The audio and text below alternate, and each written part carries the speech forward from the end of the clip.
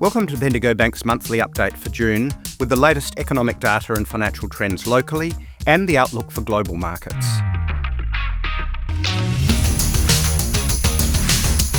Today we'll have a look at the latest news on tariffs and international trade, Australia's first quarter GDP data and any implications for RBA interest rates, and the recent rally in equity markets. The RBA cut rates as expected in May to 3.85%. And as we forecast in last month's update, are now more concerned by global factors and downside risks via trade wars than just focusing on inflation. So the main debate for the RBA was whether to reduce the cash rate by 25 basis points or by 50. Had US tariffs remained at the shocking levels outlined in early April, then we would have seen a 0.5% cut.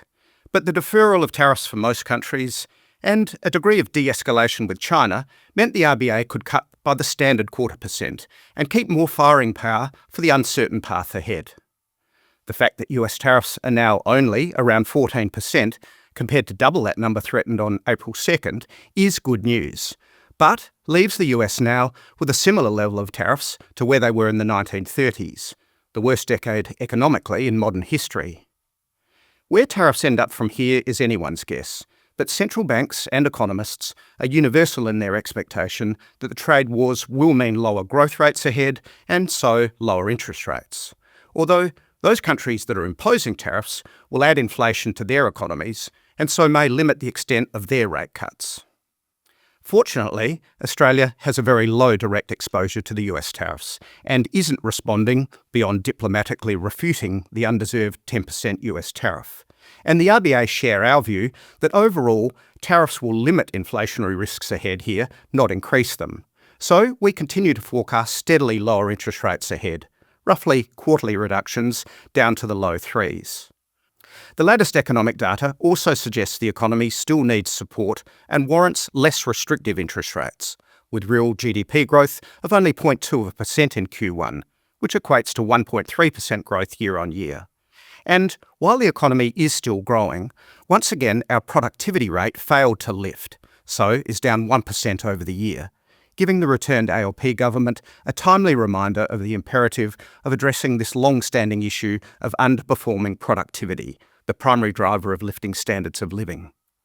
The other details in the GDP data included a sharp fall in public sector spending, although pleasingly private sector investment rose by 0.75%, and the negative impact of extreme weather events that hit mining, shipping and tourism in the quarter.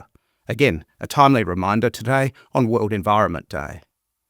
In FY26, we do expect economic growth here to gradually pick up to almost 2%, but droughts in the south and recent floods in New South Wales clearly add to challenges.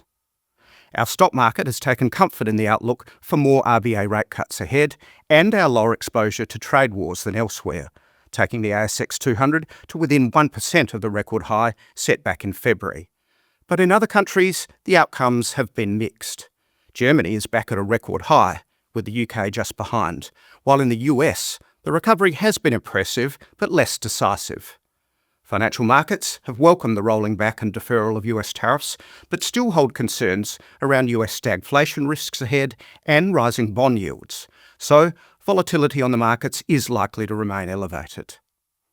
And lastly, residential property prices rose 0.5% in May, with strong quarterly gains again in Perth, Brisbane, Darwin and regional Australia.